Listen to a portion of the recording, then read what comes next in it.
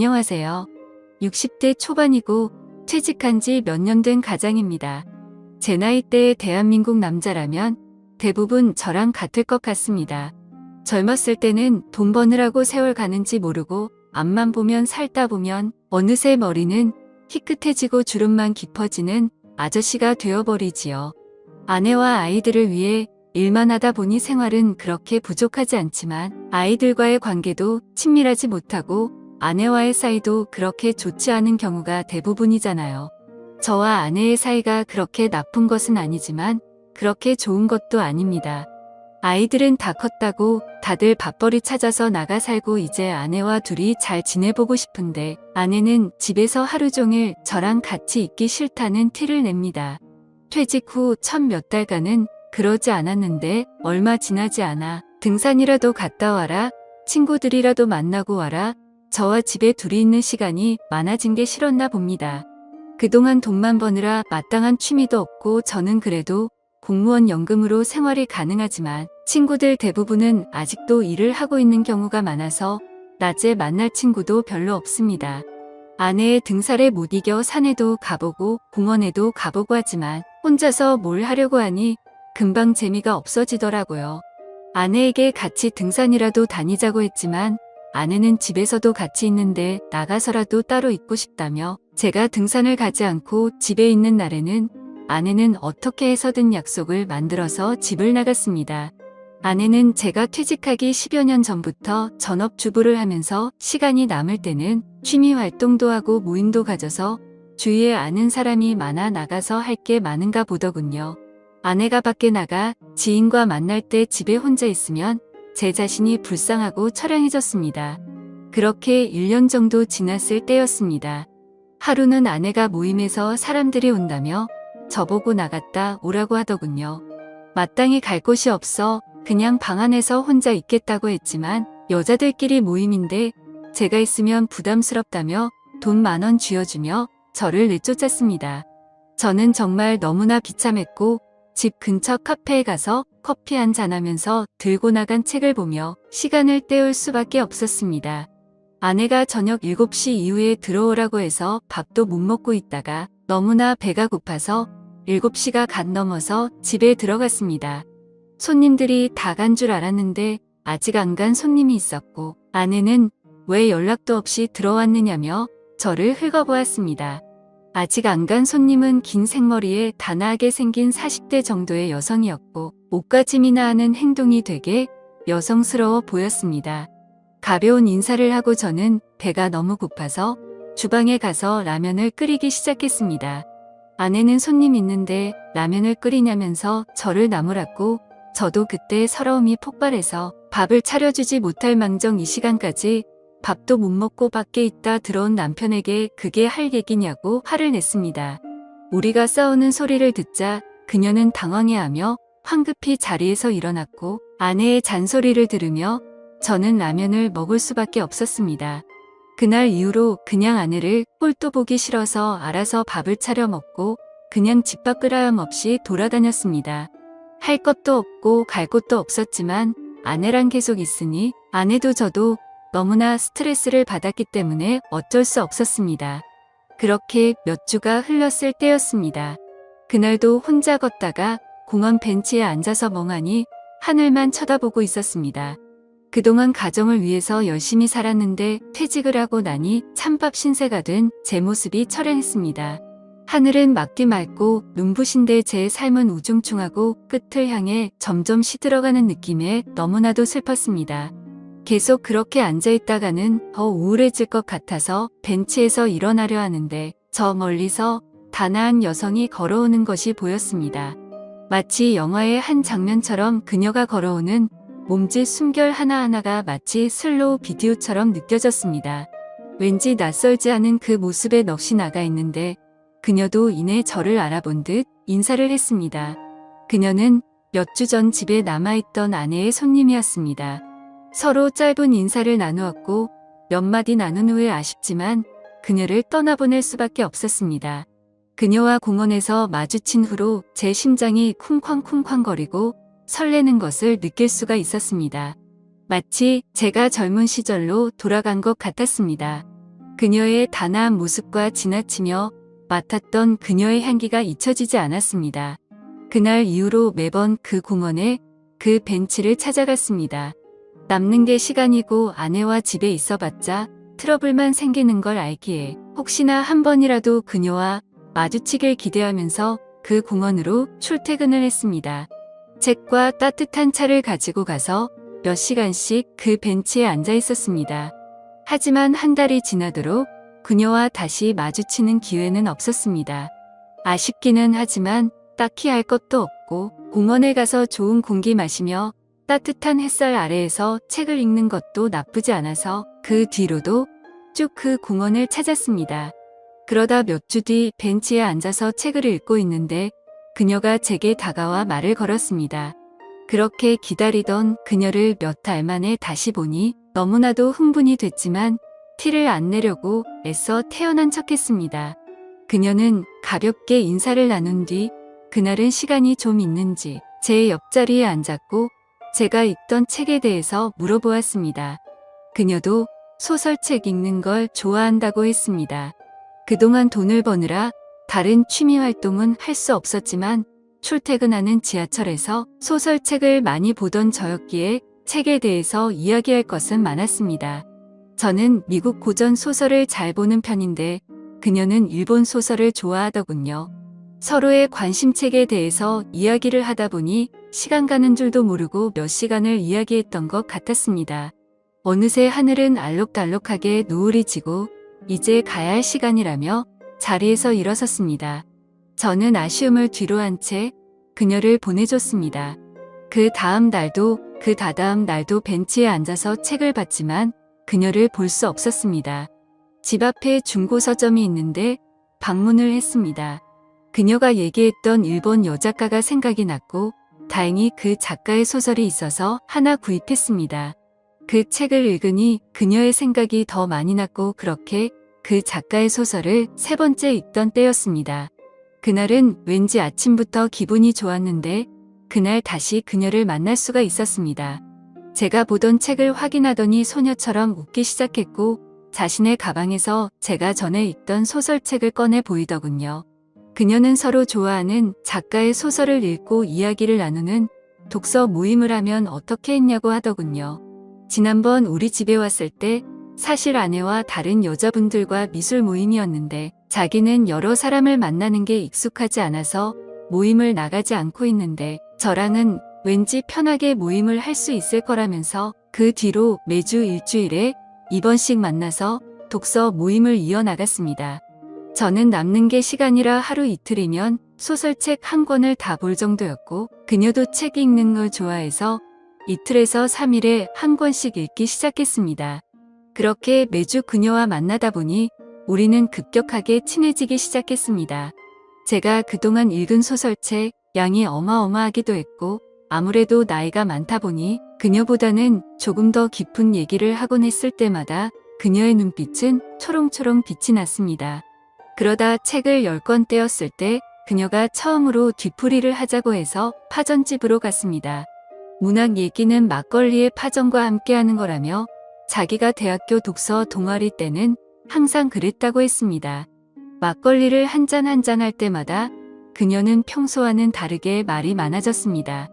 예전 대학교 때 동아리를 하면서 너무나도 즐거웠던 추억이 요즘 저와 독서 모임을 하면서 다시 느끼고 있다며 좋아했습니다.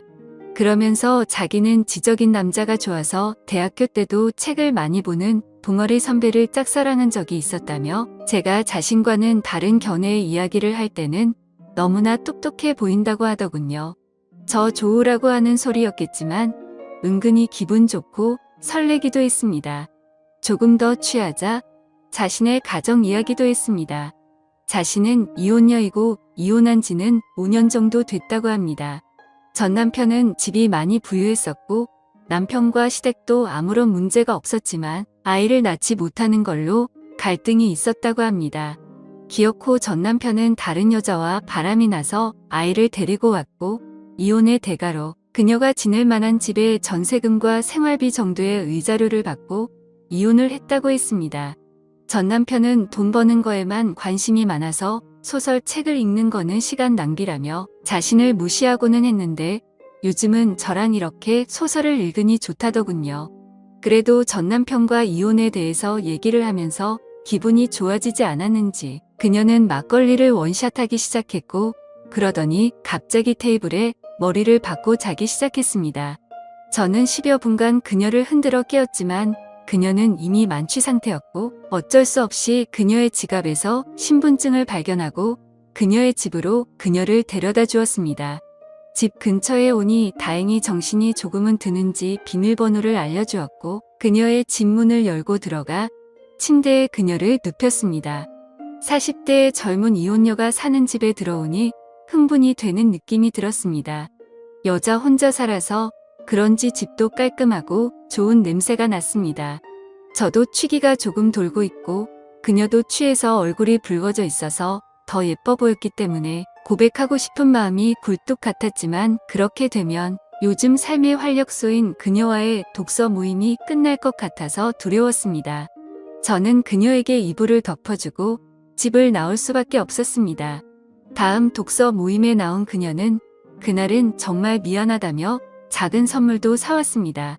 그렇게 독서 모임이 이어나가고 책을 20권 본 날 이번엔 제가 뒤풀이를 하자고 했고 이번에는 조금만 마시기로 했습니다.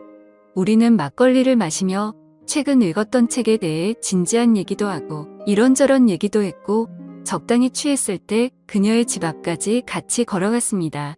그녀를 들여보내고 돌아서려는데 그녀가 저를 잡았고 집에 좋은 와인을 한 잔 더 하자는 그녀의 말에 저는 설레기 시작했습니다. 그녀는 오랜만에 분위기를 내자며 LP판을 틀었고 우리는 재즈를 들으며 와인을 마시기 시작했습니다. 저를 집으로 초대해 분위기를 잡으며 술까지 마시자는 그녀를 보면 왠지 저를 꼬시는 듯한 느낌이 들었습니다. 하지만 나이 차이도 많이 나고 가정까지 있는 저 같은 남자를 저렇게 단아하고 우아하게 생긴 예쁜 어린 여성이 그런 생각을 한다고 생각할 수가 없었습니다. 그렇게 술이 한 잔 들어가더니 그녀는 저에게 대놓고 얘기를 하더군요.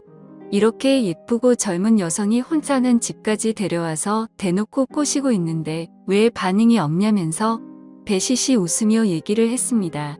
저처럼 나이 많은 사람이랑 괜찮은 건가라고 묻자 그녀는 어차피 자기도 늙고 나중에 썩어 문드러질 몸 한 살이라도 어린 나이일 때 사랑을 나누고 싶다고 했습니다.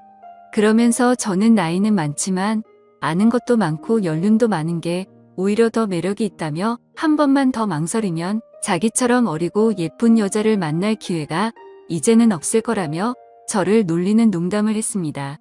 저도 이제는 더 이상 망설이고 체면 차릴 필요가 없다 생각해서 그녀의 제안을 수락했습니다. 그녀는 단아한 외모와는 다르게 엄청 적극적이었습니다. 솔직히 나이가 들어서 심장이 두근거릴 거라고는 생각조차 못했는데 그날 이후로 정말 엄청나게 심장이 두근거리더라고요. 사실 젊은 사람들에 비해서 체력이 많이 부족해진 탓에 그녀가 실망할까봐 걱정도 했지만 그녀는 오히려 저를 위로해줬습니다. 그런 그녀를 바라보고 있으면 너무나도 사랑스럽습니다. 젊은 그녀와 연애를 하다 보니 매일매일이 즐겁고 활기찹니다. 퇴직 후 사회에서 소외되었다는 우울함과 퇴직 후 아내의 잔소리와 무시로 인해서 위축됐던 제 삶과 몸이 그녀와 사랑을 나누면서 제 삶도 행복도 너무나 커지고 있습니다.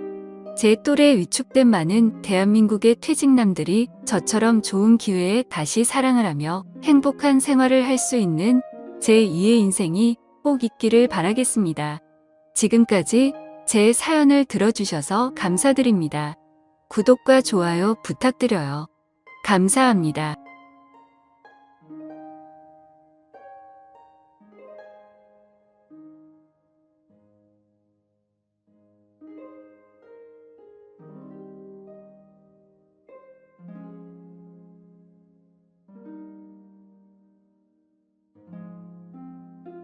내 잔소리 안 듣고 술이나 실컷 마시자고 하더라고요. 그 말에 기분이 좋았던 저는 바로 그러자고 대답을 했습니다. 저희 아내는 크게 부족함 없이 정말 좋은 사람이긴 한데 딱 하나 저와 맞지 않는 게 아내는 술을 너무 많이 싫어한다는 겁니다. 본인이 마시는 것도 싫어하고 제가 마시는 것조차도 싫어합니다. 그래서 저는 괜히 문제를 만들고 싶지 않았고 공적인 일로 술을 마시는 걸 제외하면 사적인 술자리는 대부분 멀리 했었습니다. 원래는 술 마시는 것도 좋아하고 술자리도 좋아했는데 말이죠. 물론 친구들은 저의 달라진 이 부분 때문에 제 욕을 많이 했습니다. 그런 상황에서 아내가 친정에 내려간 지금이 절호의 기회라고 생각했고 저는 그 길로 바로 친구를 만나서 술을 마시러 갔습니다. 친구와 저는 술을 주고받고 점점 술에 취하고 있었죠. 그때 친구는 우리 오랜만인데 좀 재밌게 놀자면서 갑자기 벌떡 일어나더니 다른 테이블에 가서 여자 2명에게 합석을 하자고 하더라고요. 저는 결혼을 해서 유부남이긴 하지만 제 친구는 여자친구도 없었고 아직 미혼이었거든요. 그래서 많이 급했는지 상당히 적극적으로 여자분들에게 어필을 해서 결국 합석을 하기로 했다고 사인을 보내더군요. 지금에 와서 이런 말을 하는 게 우스울 수도 있지만 사실 여자들과 합석을 한 건 제 잘못이 아니라고 생각을 하고 있어요. 저는 그냥 가만히 술을 마시고 있었는데 친구가 갑자기 제게 말도 하지 않고 합석을 한 거니까요. 심지어 저는 아내에게 일말의 죄책감이 있어서 친구에게 합석은 아닌 것 같다고 말렸고 그냥 오늘은 조용히 술만 마시자고 했습니다. 그런데 이미 합석을 승낙받은 상태에서 제 말은 전혀 통할 리가 없죠. 친구는 헛소리 하지 말라며 유부남인 거 절대 비밀이라며 여자들에게로 다시 갔고 에스코트를 해서 저희 테이블로 데리고 왔습니다. 솔직히 저는 합석 자체가 잘 안 될 거라고 생각을 했습니다. 저는 보통 훈훈하다는 소리를 듣기는 하지만 제 친구의 외모는 솔직히 말해서 조금 날라리 같다라고 할까요? 말은 많고 분위기는 잘 깨우는데 뭔가 날티나는 스타일입니다. 그래서 동성 친구들 사이에는 제 친구가 항상 앞장서서 합석을 하러 다니니까 좋은 평가를 받았지만 이성 친구들 사이에는 너무 날라리 같아서 나쁜 평가를 받는 친구였습니다. 그래서 저는 그냥 제 친구의 외모를 보고 여자들이 합석을 거절할 줄 알았는데 너무 쉽게 합석을 승낙을 받길래 너무 의외여서 조금 놀랐습니다. 그렇게 여자들은 저희 테이블로 왔고 얼굴을 보자마자 저는 깜짝 놀랐습니다. 기가 막히게도 합석하게 된 여자들 중 안면이 있는 여자가 있었는데 다름 아닌 제 아내의 친구였습니다. 저는 그 상황에 우연인지 악연인지 굉장히 많이 당황했습니다. 안면이 있던 그 여자분은 저희 결혼식에도 참석을 했었고 제 아이 돌 잔치 때도 와주었던 그런 친구였습니다. 사실 따로 사석에서 만난 적은 없었기에 얼굴만 스치며 봐서 처음에는 가물가물했었습니다. 그런데 그쪽에서 먼저 저를 알아보고 제 아내의 이름을 말하며 자신이 기억나지 않냐고 물어보더라고요. 그래서 저는 그제서야 기억나는 척하면서 반갑다고 인사를 나누었습니다. 그 2명의 여자 중 1명은 제 아내와 친한 친구 사이였고 나머지 1명은 제 아내와도 별로 친하지 않고 서로 얼굴만 아는 정도라고 하더라고요. 참 어떻게 이렇게 우연치 않게 만날 수 있는지 너무 신기하더라고요. 아내가 우연치 않게 갑자기 친정을 내려가게 되어서 거의 1년 만에 친구를 만나 술을 마시게 되었고 그 술자리에서 친구가 헌팅을 해온 여자 2명이 하필이면 제 아내의 친구였으니 저는 이미 친구랑 소주 각 2병을 마신 상태여서 술이 조금 취한 상태였음에도 술이 확 깨고 긴장이 되더라고요. 이미 아내 몰래 술을 마시러 나온 것도 모자라 유부남인 제가 여자들이랑 합석을 하고 놀고 다닌 걸 알면 분명 엄청나게 싸우게 불보듯 뻔했으니까요. 차마 그 자리에서 아내에게 비밀로 해달라는 말은 자존심이 상해서 하지 못하고 그냥 최대한 제 행동을 조심해서 술자리를 가졌는데 그 여자분도 딱히 그거에 대한 언급은 하지 않더라고요. 저는 그렇게 최대한 말도 삼가고 술만 홀짝홀짝 마시면서 하하허 웃기만 했죠. 그렇게 한참 동안 술을 마시다 다들 술에 취했고 제 친구는 제 아내와 별로 친하지 않은 여성과 눈이 맞았는지 자기들끼리 한 잔 더 하러 간다면서 먼저 자리에서 일어나더라고요. 그날 이후로 친구는 지금도 그 여성과 사귀지는 않지만 썸 관계를 유지하고 있다고 했습니다. 아무튼 그렇게 그 두 사람은 갑자기 술자리에서 사라졌고 저는 제 아내의 절친한 친구와 단 둘이서 술집에 남아있게 되었습니다. 제 친구가 분위기를 띄우고 웃고 놀다가 갑자기 빠지게 되니까 술자리는 갑자기 정적이 흐르면서 저랑 아내 친구는 갑작스러운 상황에 너무 뻘쭘해지더군요.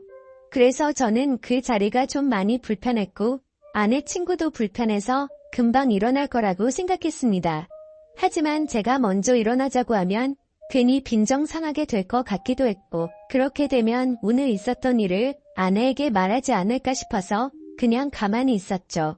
아무튼 그렇게 둘이서 조용히 술잔을 주고받다가 점점 더 술에 취했고 금방 끝날 줄 알았던 술자리는 생각보다 너무 길어졌습니다. 그렇게 아내 친구는 술이 더 취하더니 말이 많아졌고 저와 둘이서 이런저런 이야기를 많이 나누게 되었습니다. 한참을 서로 주거니 받거니 하면서 술을 마셔대다가 아내 친구는 화장실을 다녀온다고 나갔습니다. 그런데 화장실을 다녀오더니 갑자기 제 옆으로 와서 앉더라고요. 그러더니 너무 술 취한 것 같다면서 제게 약간씩의 터치를 하면서 계속 술을 마시더군요. 솔직히 그런 상황이 별로 싫지는 않았습니다. 제 아내 친구 누가 봐도 눈에 확 들 만큼 얼굴도 예쁘고 몸매도 완벽했거든요. 솔직히 아내보다 이 여자를 먼저 만났으면 아마도 전 이 여자를 선택했을 겁니다. 처음에는 약간씩 터치를 하는 게 술에 취해서 그러는 줄 알고 가만히 있었습니다. 그런데 점점 시간이 갈수록 말 그대로 스킨십 수준으로 제게 어필하는 느낌이 들더군요. 아내 친구도 아직 미혼인 걸로 알고 있었고 외로워서 이러나 보다 생각했습니다. 물론 저도 술에 취하지 않았으면 이렇게 단순하게 생각하지 않고 그 자리에서 일어나서 그 술자리를 파하고 집으로 보냈을 겁니다. 근데 저도 술에 많이 취해서 그랬는지 유부남인 저한테 이렇게 스킨십을 하니까 왠지 모르게 기분도 좋아지더군요. 하지만 아내의 친구와 이렇게 계속 스킨십 수위가 높아지다 보면 사고를 칠 것 같아서 이제 그만 들어가자고 조심히 말했습니다. 그런데 대답을 하지 않고 머리를 숙이고 있더라고요. 한 잔씩 마시다 보니 거의 기절하다시피 술에 취해서 잠들어 있더군요. 어쩔 수 없이 저는 얼른 그 여자를 집에 보내야겠다 생각을 했고 택시를 불렀습니다. 그런데 이 여자 전혀 의사소통이 안 될 만큼 많이 취했더군요. 집이 어디냐고 물어도 전혀 대답도 없고 그냥 엎드려서 계속 잠만 자더라고요. 결국 택시 기사님은 노발대발 짜증을 내고 가버렸고 어쩔 수 없이 휴대폰에 가족분들 연락처라도 있을까 싶어서 봤더니 하필 또 패턴도 잠겨있고 혹시나 지문 등록이라도 되어있나 봤더니 그것조차 안 되어 있어서 도저히 휴대폰 잠금을 풀 수 있는 방법이 없었습니다. 정말 저도 오랜만에 술을 마셔서 제 몸 가누기도 힘들었고 점점 짜증이 나고 지쳐갔습니다. 그렇다고 밤날씨가 추운 요즘 날씨에 길에서 자다 잘못되면 어떡하나란 걱정도 들고 그 늦은 시간에 유흥가에 나쁜 놈들에게 해코지를 당할 수도 있을 텐데라는 생각에 차마 술에 취한 여자를 혼자 내버려두고 갈 수는 없었습니다. 결국 저는 어쩔 수 없이 숙박업소에 데려다만 주고 집에 가야겠다라고 생각을 했고 택시를 다시 불렀습니다. 택시를 잡아서 저는 근처에 있는 숙박업소로 가달라고 했고 제 카드로 숙박비 결제를 했습니다. 그 여자를 부축해서 방으로 올라가 침대에 눕혔습니다. 그렇게 그 여자를 침대에 눕혀두고서 저는 화장실이 급해서 잠시 화장실로 갔다가 나왔습니다. 그런데 그 여자는 침대에 앉아서 고개를 숙이고 있더라고요. 깜짝 놀래서 먼저 가볼 테니 피곤할 텐데 좀 쉬라고 했고 문 밖을 나서려고 신발을 신으려고 하고 있었습니다. 그런데 인사불성이 될 정도로 취했던 여자가 술 취한 목소리로 여긴 어디냐며 저에게 물어보더군요. 그래서 저는 그 여자분의 집을 알 방법도 없고 도저히 일어나질 않아서 너무 난감했고 이 추운 날씨에 밖에 혼자 있으면 해코지라도 당할까봐 걱정이 돼서 여기로 데려다 줬다고 했습니다. 그러고서 저는 무슨 짓 하려고 한 건 아니고 지금 집에 가려고 했다고 설명했는데 이미 술에 만취해서 정신이 나간 그 여자는 숙박업소로 지금 나를 데려왔냐면서 여기서 나에게 무슨 짓을 하고 도망가냐고 말하더군요. 저는 요즘에 너무 성추행으로 고소당하는 사람들을 많이 봐왔기에 진짜 농담이 아니라 겁이 나더라고요. 유부남이 여자를 숙박업소에 데려다주고 계산까지 제 카드로 했으니 자칫하다간 징역 가는 거 아닌가 싶었습니다. 도저히 그런 상황은 상상하기조차 끔찍하더군요. 그래서 그 여자분에게 설명을 제대로 하기 위해서 신던 신발을 벗고 침대로 다가가서 차분하게 얘기를 하려고 하는데 갑자기 그 여자는 저를 확 끌어당기더라고요. 저는 갑자기 벌어진 상황에 그대로 침대로 넘어졌고 깜짝 놀라서 일어나려고 하는데 그 여자가 제 목덜미를 꽉 붙잡고서 놔주지를 않았습니다. 저는 약간의 힘을 줘서 손을 풀려고 하는데 그 여자는 너무 힘을 꽉 줘서 풀기가 어렵더라고요. 제가 힘을 세게 주면 당연히 풀 수는 있었죠. 하지만 힘을 너무 세게 줘서 뿌리치다가 멍이 되거나 다쳐서 나중에 더 큰일이 일어날까봐 최대한 조심해서 풀려고 했습니다.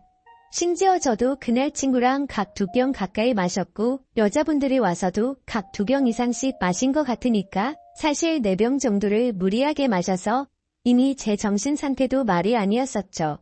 오죽했으면 방에 들어오자마자 피곤해서 그냥 바로 뻗어서 잠이나 자고 싶더라고요. 아무튼 한참 잘 마실 때 제 주량은 4병 정도는 됐지만 너무 오랜만에 마시는 바람에 정말 제대로 된 판단을 하기가 어려웠습니다. 저는 다그치지 않고 조심스럽게 안겨있는 채로 술 좀 깨보시라고 왜 이러냐고 말했습니다. 그래서 손을 살짝 풀길래 놓아주려나 보다 하는데 갑자기 제게 달려들더군요. 거기서 저는 이미 정신의 끈을 놓고 말았습니다. 아마도 정신이 온전했으면 거부하고 그 길로 나갔을 텐데 술도 취했고 그 여자는 너무 예쁘고 매력적이어서 사랑에 빠지고 말았습니다. 그렇게 저는 그곳에서 잠이 들고 말았죠. 다음날 아침 저는 눈을 떠서 옷을 입으려고 하니 그 여자도 잠이 깨버리더군요. 다른 이성과 만나는 것도 큰일인데 제 안에 친한 친구와 이런 일이 생기다 보니 정말 어떤 말을 먼저 꺼내야 할지 또 어떻게 해야 할지 머리가 복잡하고 미칠 것 같더라고요. 근데 갑자기 그 여자는 술이 다 깼는지 쿨하게 말했습니다. 둘 다 어린 나이도 아닌데 아내에게는 기밀로 하자고 했고 솔직히 자신은 어제 술에 취해서 실수가 있긴 했지만 사실은 완전히 실수는 아니었다고 하더군요.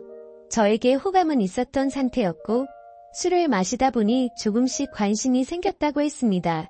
그러면서 우리 계속 만나는 거 어떠냐고 했고 자기는 비밀로 만나면 괜찮을 거 같은데 하면서 제 의견을 묻더라고요.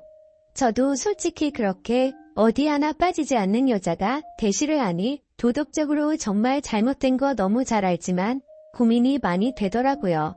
그리고 어젯밤 그렇게 같이 밤을 보내고 나서 도도하게 거절하면 무슨 보복을 할지 몰라서 걱정도 되기도 했고요.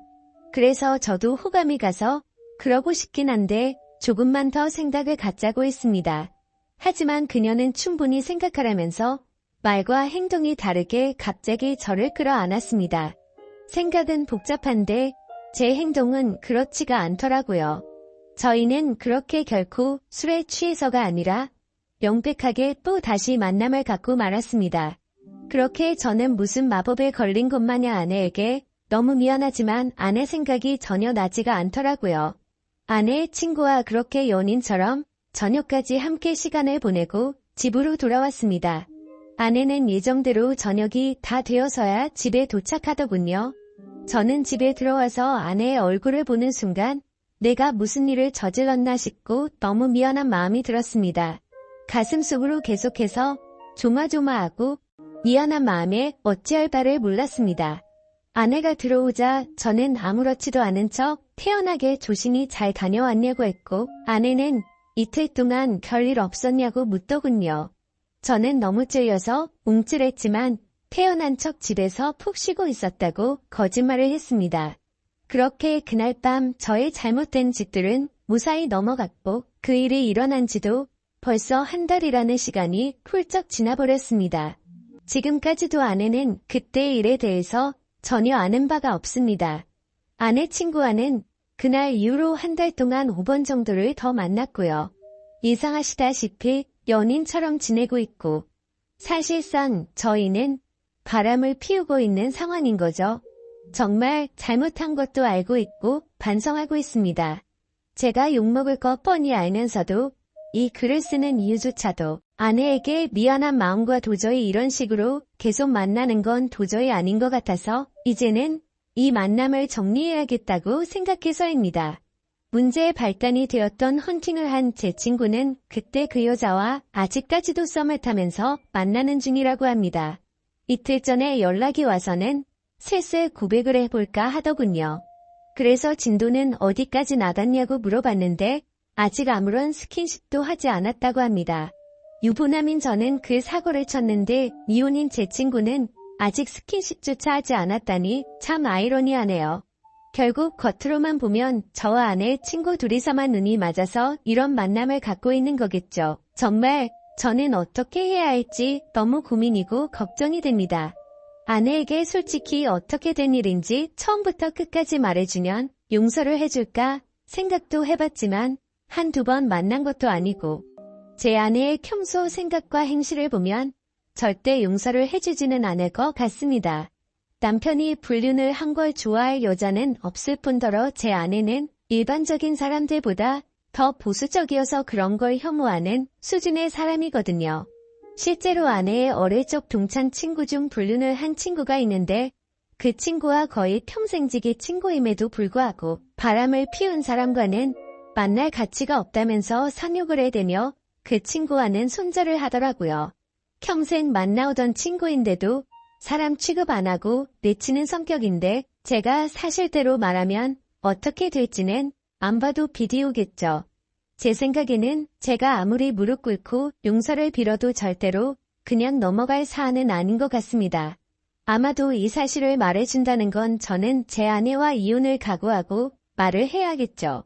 차라리 아내의 친구와 연락을 평생 끊고 아무 일도 일어나지 않는다면 깨끗이 관계를 정리하겠는데 복수심에 아내에게 모든 사실을 말해버릴 것 같기도 하고 참 애매한 상황이라 답답합니다. 솔직히 이렇게 매일같이 걱정은 하고 있으면서도 아내의 친구랑 만나면 또 아내 생각은 조금은 잊혀져 버리고 하지만 확실한 건 저는 제 아내를 더 많이 사랑하고 가정을 지키고 싶습니다. 이런 말도 안 되는 일들이 반복되다 보니 어떻게 해야 할지 너무 고민이 되네요. 제가 어떻게 하는 게 가장 최선의 방법일까요? 정말 이기적이라고 욕하셔도 할 말이 없고 죄송합니다. 욕먹을 거 뻔히 알지만 이렇게 용기 내서 올리게 된 건 그만큼이나 제가 누구에게 물어볼 사람이 없습니다. 짧은 글이라도 해결책이 될 만한 글을 댓글로 남겨주시면 정말로 감사하겠습니다.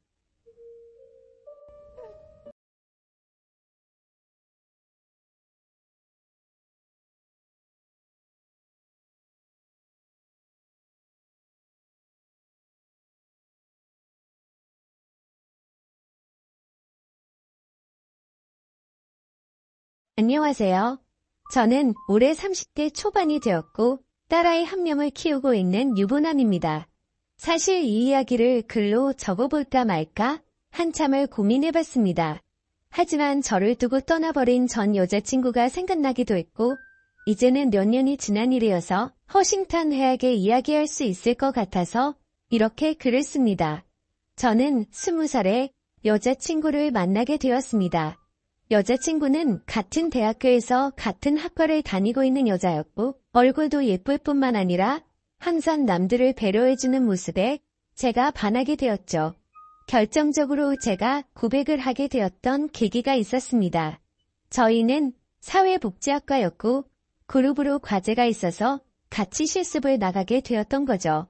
그런데 여자친구는 불우한 환경을 직접 겪어서 그런 건지 하루 종일 눈가에 눈물이 맺혀 있더니 결국에는 혼자서 울고 있는 모습을 보게 되었습니다.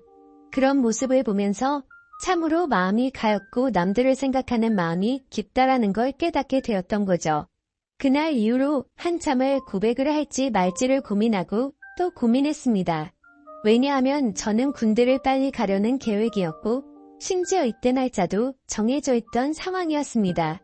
만약 사귀게 된다 하더라도 3개월 정도밖에 자유롭게 만날 수밖에 없는 상황이었기에 당연히 고백을 한다는 자체만으로도 너무 이기적이고 나쁜 놈으로 밖에 볼 수가 없었던 거죠. 하지만 이기적인 걸 알면서도 여자친구가 다른 남자와 사귄 걸 상상만 해도 도저히 견딜 수가 없겠더라고요. 결국 수없이 고민하던 와중에 실수 아닌 실수를 통해서 고백을 하게 되었습니다.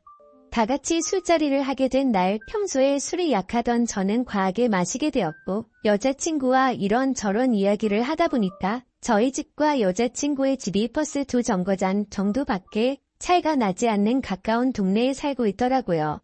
이미 술에 잔뜩 취해 있던 저는 그런 우연을 보고 이건 정말 신이 내린 인연이구나 자아도취에 빠지게 되었습니다.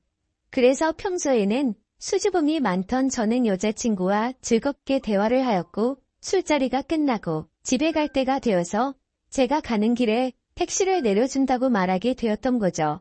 거절하면 어쩌나 걱정하면서 말했지만 여자친구는 흔쾌히 고맙다면서 같이 택시를 타고 가게 되었습니다.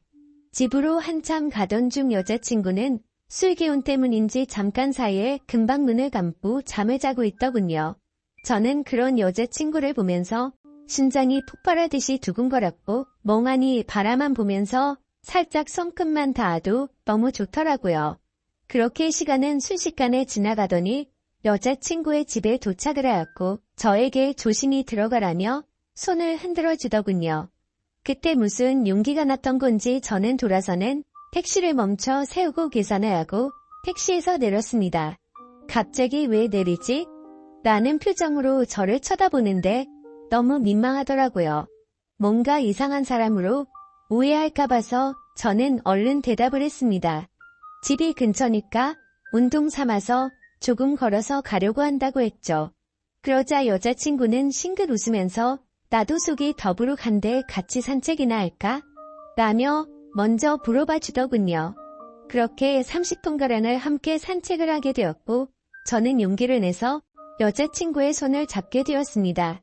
여자친구는 멈칫 놀라더니 싫은 기색 없이 제 손을 가만히 잡아주었죠. 한참 두 손을 잡고 걸어가다가 저는 여자친구에게 말했습니다. 사실은 내가 너를 많이 좋아하는데 내가 3개월 뒤에는 군대를 가야 해서 망설였다고 했죠. 너무 이기적인 것 같아서 이런 말 하는 것도 못된 짓인 거 안다. 하지만 더 이상 이 마음을 숨기기 힘들다고 했습니다. 그러자 여자친구는 그게 무슨 문제가 되지? 라는 표정으로 제게 말하더라고요. 군대야 나라에서 의무적으로 당연히 가야 하는 거고 오랫동안 만나면 그런 건 전혀 문제가 될 게 없지 않냐고 하더군요. 그럼 내 마음을 받아줄 수 있겠냐고 하니까 알겠다고 수줍게 대답을 해주더라고요. 그렇게 여자친구와 저는 캠퍼스 커플로 공개적으로 만나게 되었고 학교 내에서는 공식적인 1호 커플이 되었었죠. 그날부터는 여자친구와 거의 하루 종일 항상 붙어 있었던 것 같습니다. 학교에서도 수업이 다른 시간만 제외하고는 항상 만났고 집도 근처라서 같이 몇 시간씩 수다를 떨면서 집에 데려다 주고는 했죠. 그리고 동네에서 산책을 하다가 우연히 여자친구의 어머님도 만나 뵙게 되어서 인사도 드렸고 점심으로 같이 식사도 몇 번 하게 되었습니다. 행복하고 좋은 시간은 왜 이리 순식간인지 3달이라는 짧은 시간은 순식간에 흘러가게 되었네요. 여자친구는 저를 위해 강원도 춘천까지 함께 가주었고 저희 부모님과도 처음으로 인사를 주고 받게 되었습니다. 그런데 생각보다 여자친구의 반응이 별로 아무렇지 않다는 듯해서 내심 서운할 뻔했습니다. 하지만 아니나 다를까 마지막으로 입구에서 들어서기 전에 여자친구는 펑펑 울었습니다. 저희 부모님도 계시고 제가 마음에 걸려 할까 봐서 아무렇지 않은 척 애를 써준 거였죠. 그런 모습을 보고 있으니 저도 덩달아 눈물이 터질 것만 같았습니다. 그래서 얼른 부모님과 여자친구에게 마지막 인사를 건네고 재빨리 안으로 들어가 버렸네요. 정말 한동안은 환장하겠다 싶을 만큼 시간이 더디게 흘러가더군요. 지금도 잊지 못할 첫 휴가 때의 시간도 생생하고 매번 휴가를 나올 때마다 저를 위해 모든 시간을 제게 쏟아준 여자친구였습니다. 학생이라 돈도 없을 텐데 알바를 했다면서 제가 돈을 내는 걸 긋고 말리고 항상 선물을 한가득 손에 쥐어주었죠. 그런 여자친구를 보면서 저는 얼른 사회생활을 해서 내 여자친구에게 모든 걸 다 해주고 행복하게 해주겠다고 다짐 또 다짐했었죠. 그렇게 국방부 시기는 꾸역꾸역 흘러가게 되었고 제가 병장이 되었던 때입니다. 말년 휴가를 2달 남짓 남겨두고서 여자친구와 통화가 되지를 않더라고요.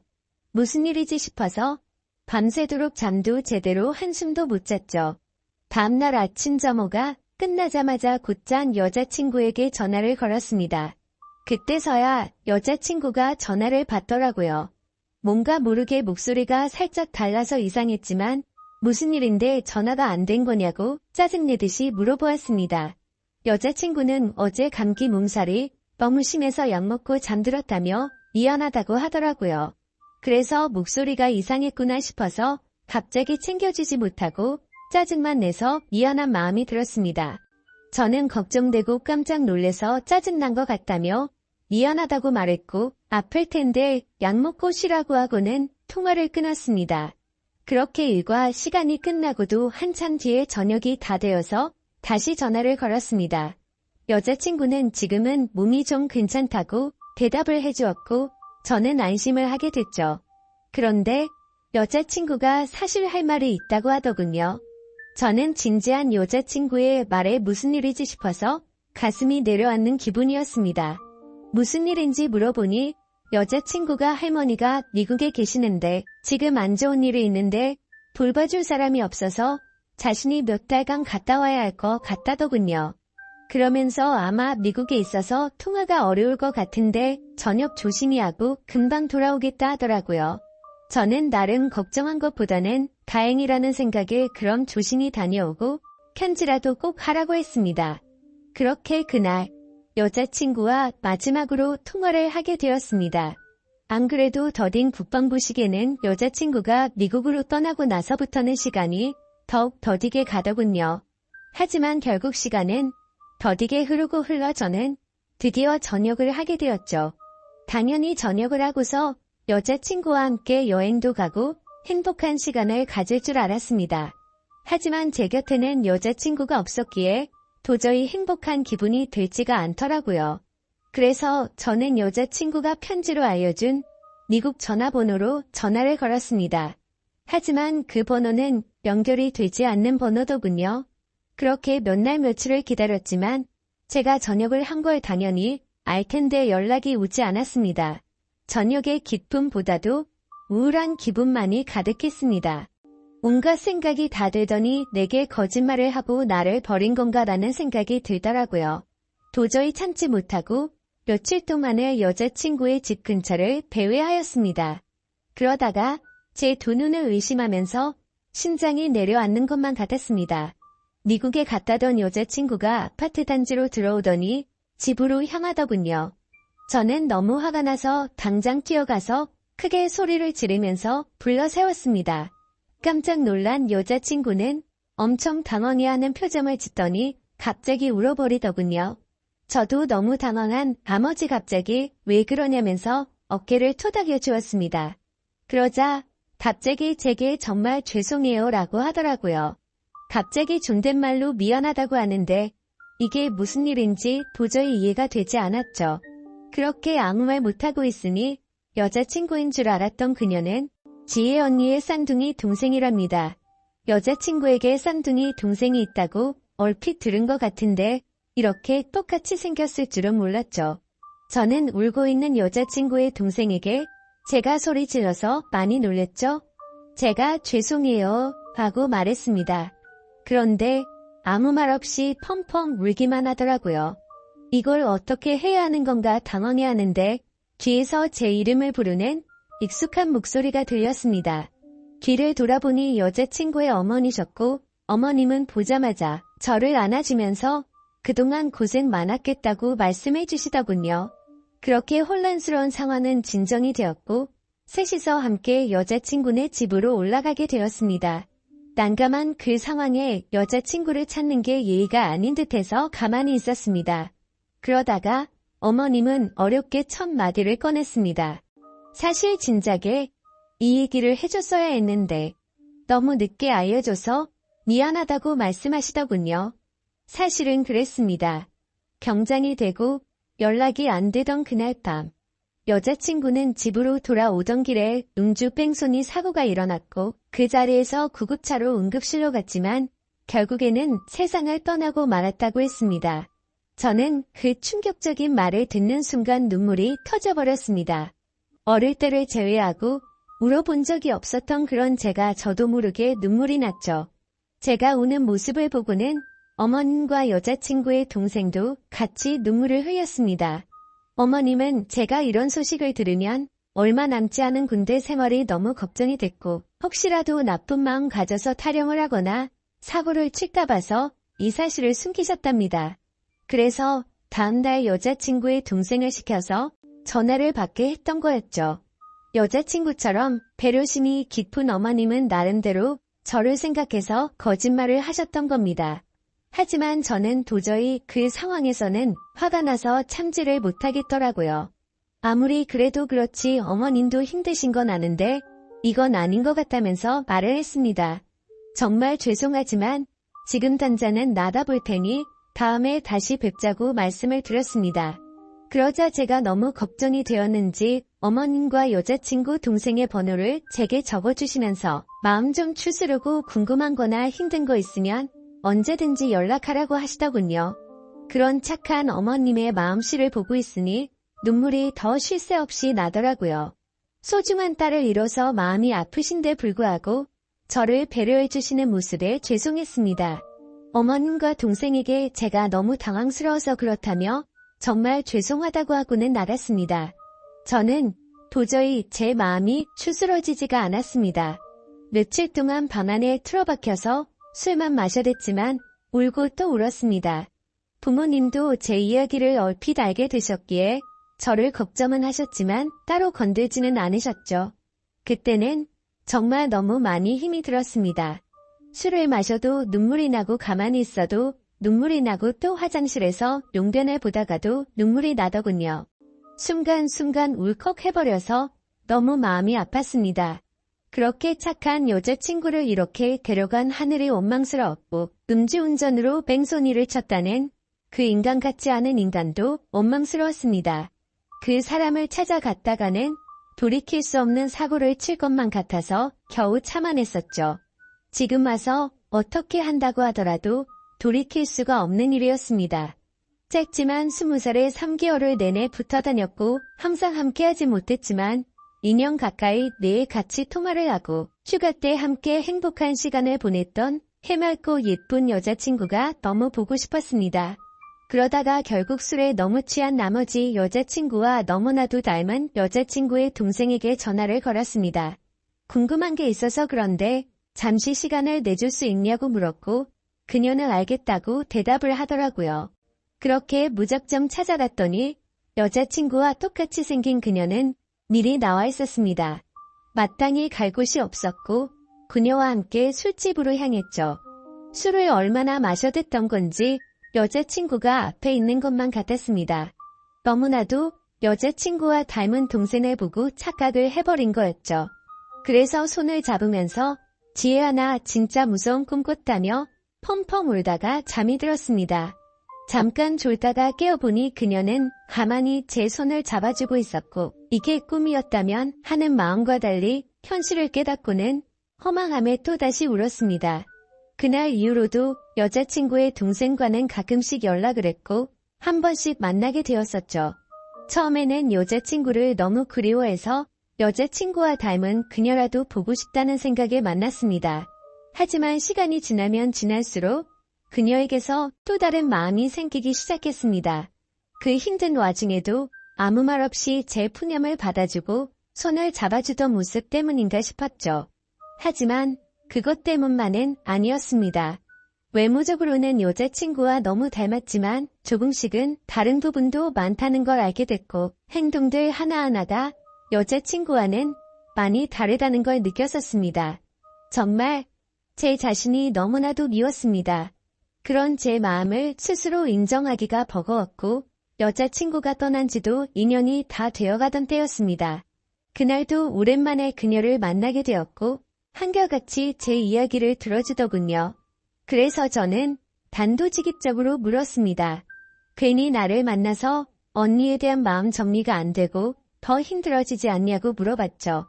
그러자 오히려 그 반대라고 말하더군요. 자신도 쌍둥이여서 더욱 애정이 갔던 친언니가 세상을 떠나고 너무 힘들었답니다. 그날을 잊고부터 몇 달이 지나도 저와 똑같이 매일같이 울면서 지냈었던 거죠. 하지만 오히려 저를 처음 본 그날은 평소보다는 마음이 한결 가벼워졌다네요. 그리고 나서도 저와 보면 볼수록 마음이 조금씩은 나아졌던 것 같답니다. 제 생각과는 달리 의외의 대답에 그나마 다행이구나 싶더라고요. 그렇게 해가 거듭될수록 제 아픔도 조금씩은 치유가 되어갔던 것 같습니다. 하지만 제 마음속에는 그녀가 조금씩 더 자리를 잡아갔었죠. 그래서 일부러 그 마음을 억제하려고 연락도 더 뜸하게 하려고 노력했었습니다. 그렇게 그날 이후로는 그녀의 연락도 일부러라도 더 피하게 되었고, 세 번째 기일을 함께 보내려고 어쩔 수 없이 다 같이 만난 날이었습니다. 저녁 이후로 연애를 전혀 하지 않는 걸 아셨는지 여자친구 어머님이 말씀하셨습니다. 너처럼 착한 남자애가 또 있겠냐고 하시면서 더 이상은 기일에 그만 와도 된다고 말씀하시더군요. 제가 이 정도까지 했으면 지혜도 충분히 하늘에서 고마웠을 거랍니다. 하늘이 정해준 운명이 이렇게까지밖에 안 됐던 건 아시지만 산 사람은 살아야 하지 않겠냐고 말씀하셨죠. 그리고 아직 젊은 청춘인데 도대체 왜 연애를 하지 않냐며 저를 꼬지지시더군요. 그때 괜찮다고 몇 번을 거듭 말씀드렸지만 어머님은 완고하셨습니다. 다음부터는 지혜 기일에는 참석하지 말라고 못 박으셨죠. 아무튼 그렇게 다 같이 시간을 보내고 있는데 어머님께서는 다 큰 남녀들이 집에서만 궁상 떨고 있지 말라면서 둘이 오랜만에 봤을 텐데 나가서 술이나 한잔하라면서 내보내시더군요. 그렇게 그녀와 저는 둘이서 술집에서 술을 한 잔씩 기울였습니다. 마지막으로 본 지도 거의 1년 만에 함께하는 자리라서 서로가 어색했었죠. 서로의 안부를 물어보면서 이야기를 이어가다가 점점 술에 취하더니 서로의 속내를 내비치게 되었던 것 같습니다. 그녀는 제게 왜 그동안 연락도 피하는 것 같이 굴었냐며 이제는 자신을 보지 않아도 힘든 게 줄어들어서 필요 없어졌냐고 묻더군요. 솔직히 그렇게 생각할 줄은 상상도 못했었기에 저는 깜짝 놀라서 대답했습니다. 사람을 어떻게 보고 그러냐면서 절대 그런 거 아니라고 대답했죠. 그러자 그러면 왜 연락을 그렇게 피한 거냐며 따지듯이 묻더라고요. 술도 취했었고 갑작스러운 질문에 당황한 나머지 저도 모르게 말했습니다. 우리가 계속 만날수록 여자친구한테 미안한 것 같아서 라고 대답이 나와버렸고 그 말을 내뱉는 순간 아차 싶었습니다. 그녀는 왜 언니한테 미안한 건데요? 라고 묻더군요. 그때부터는 그냥 궁상맞게 핑계를 대느니 사실대로 말하기로 마음을 먹었습니다. 작년에 나를 만났을 때 내가 힘들지 않냐고 물었을 때 기억나냐고 했습니다. 그녀는 당연히 마지막으로 만났을 때 일이라서 기억난다더군요. 저는 솔직하게 말했습니다. 나도 모르게 점점 여자친구의 모습보다도 당신이라는 사람이 내 마음에 자리 잡아갔다고 했죠.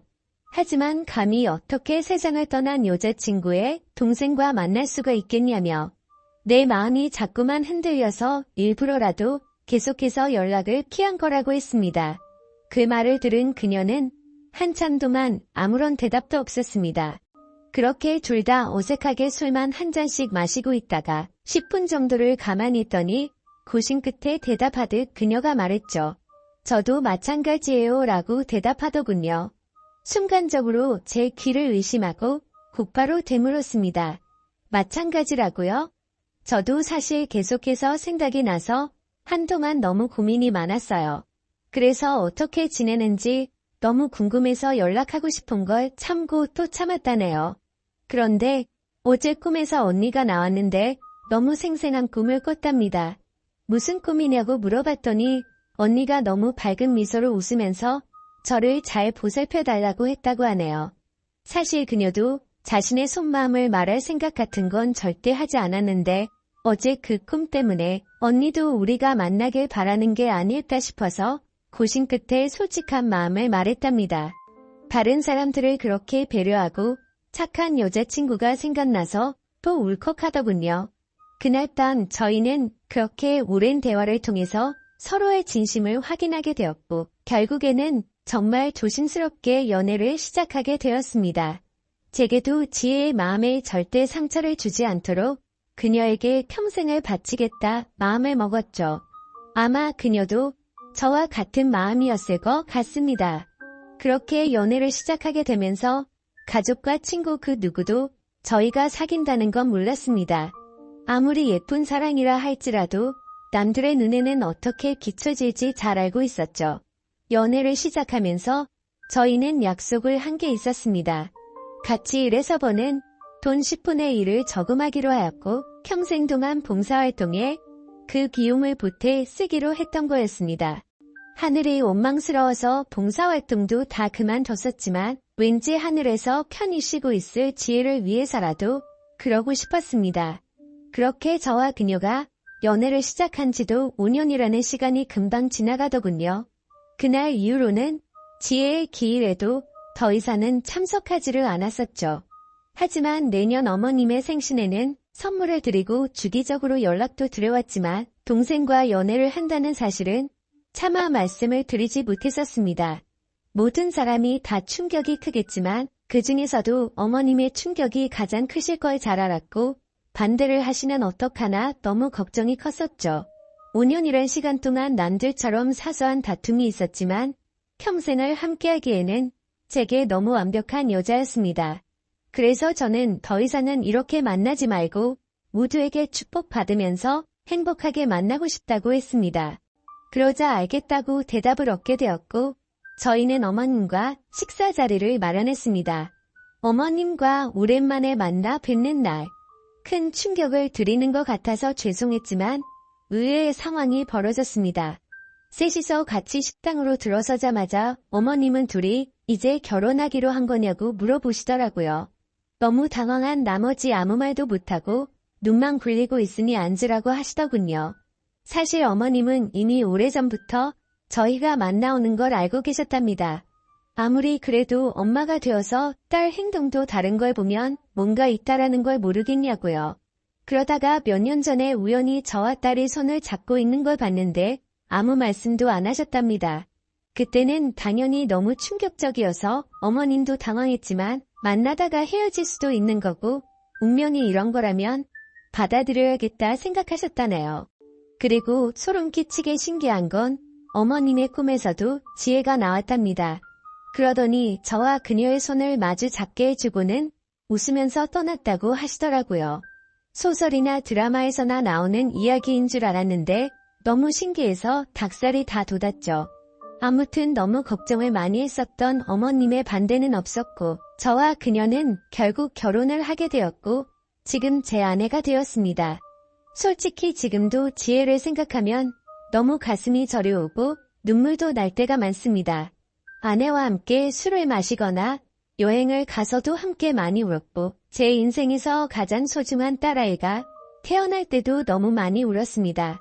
그만큼 오랜 시간 동안 마음고생도 많았었고 혹시라도 지혜가 우리의 딸로 돌아와 준 게 아닐까란 생각도 하면서 아내와 저는 같은 생각과 마음으로 딸아이에게 더 많은 사랑과 애정이 가더라고요. 앞으로도 제가 이 세상을 떠날 때까지 저에게는 영원히 평생 가슴속에 남을 사람은 단 2명일 겁니다. 너무 밝고 착한 마음으로 아름답게 세상을 바라보게 해줬던 지혜와 하루하루가 지옥 같고 절망적이었던 저를 숨을 쉴 수 있게 해주고 그 어느 누구보다도 가장 큰 행복을 주고 있는 지금의 제 아내 말이죠. 앞으로도 평생을 주변 사람들에게 봉사하면서 살아갈 테니 행복할 수 있도록 좋은 마음으로 응원해주세요. 감사합니다.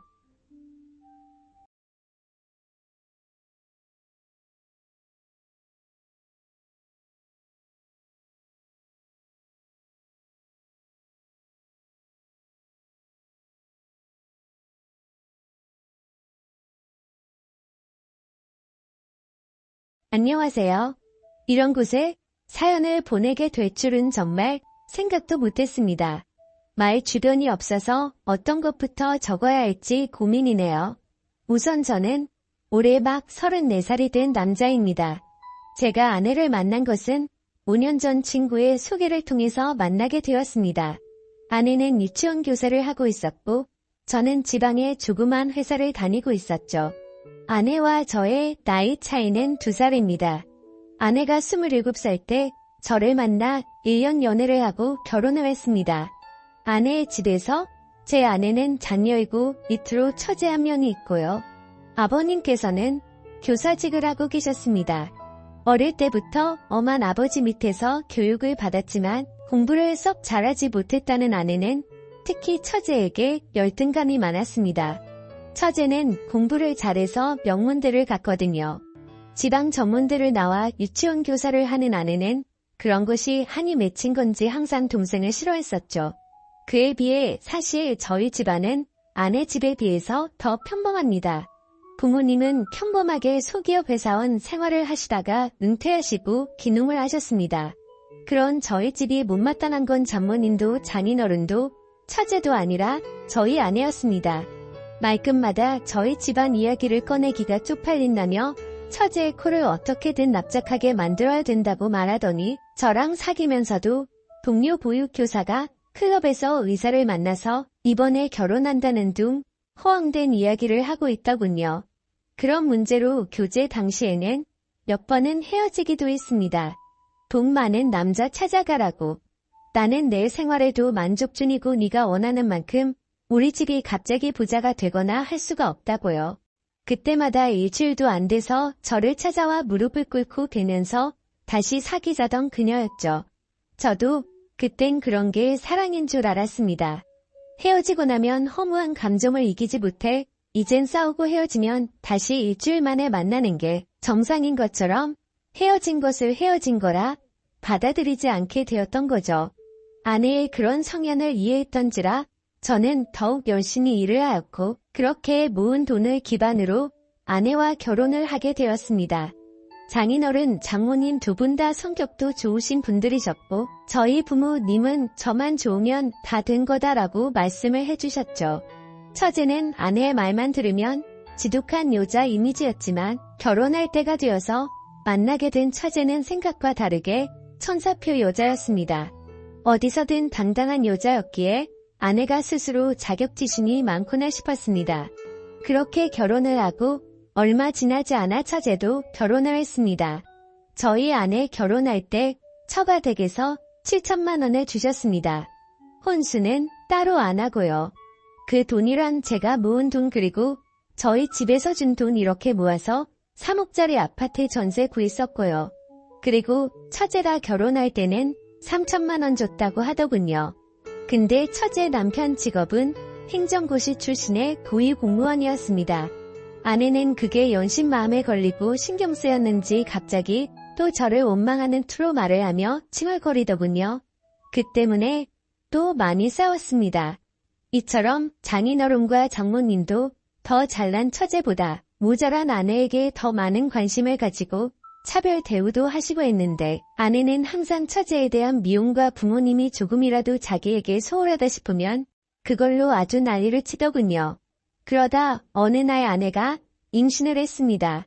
임신하면 민감해지긴 하지만 아내는 임신하고 나서 초조함과 짜증이 날을 갈수록 점점 늘더군요.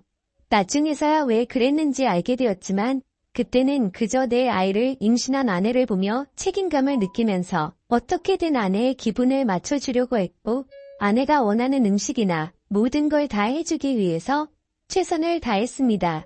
저희 집에서도 아내의 임신 소식에 기뻐하시며 반찬들이나 며느리가 좋아하는 음식 해먹으라고 용돈도 많이 주시고 했어요.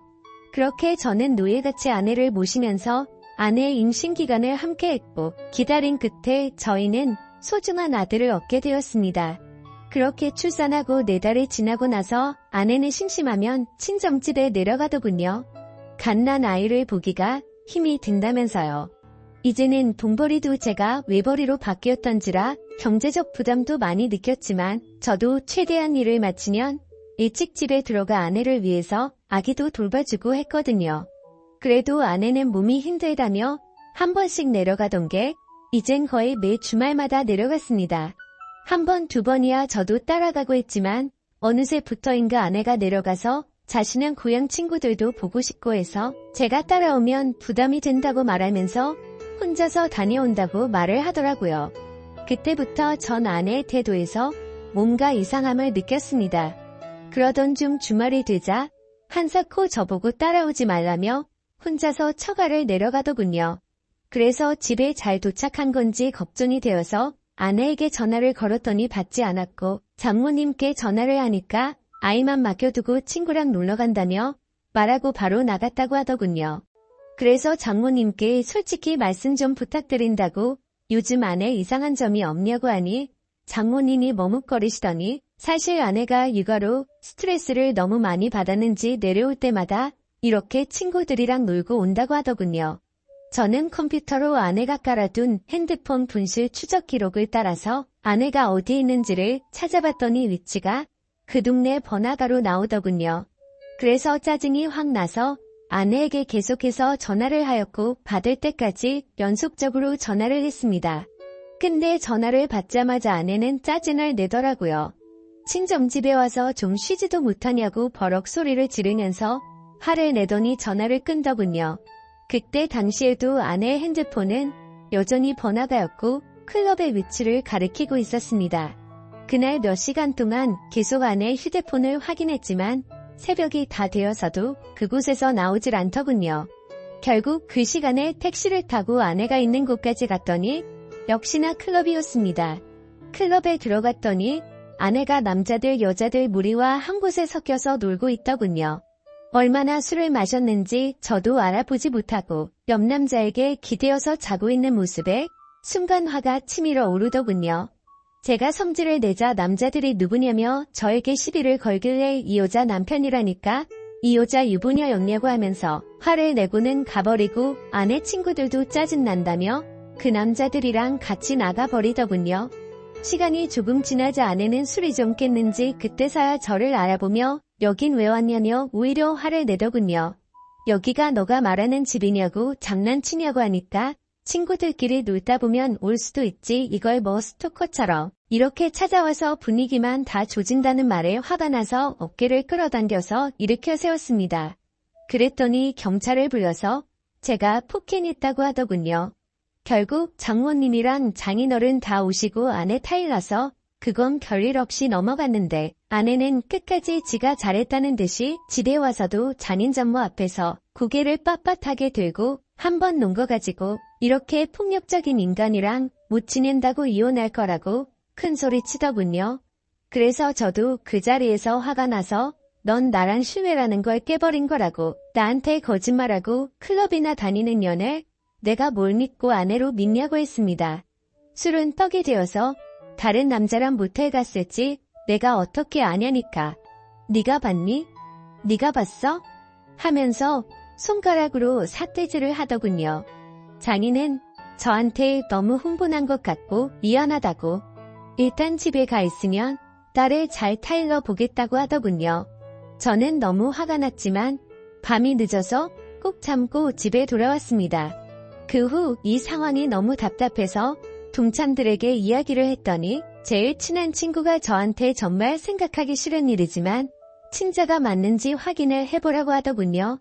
저는 그 말에 며칠을 고민했습니다. 근데 그 제안에 심어진 의심이 떨쳐지지 않고 혹시 설마라는 생각들이 계속해서 커져가서 저도 미쳐버릴 것 같더군요.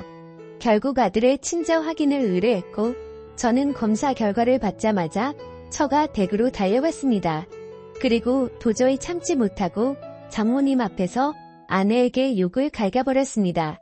아내가 경찰 부르라며 난리치길래 바로 얼굴에다가 검사 결과가 담긴 종이 봉투를 던지며 말했습니다.